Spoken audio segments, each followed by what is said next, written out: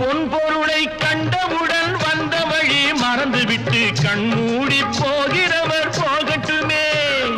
என் மனதை நான் அறிவேன், என் உறவை நான் மறவேன், எதுவான போதிலும் ஆகட்டுமே. நன்றி மறவாத நல்ல மனம் போதும், என்றும் அதுவே என் மூலதனம் ஆகும். கண்ணை நம்பி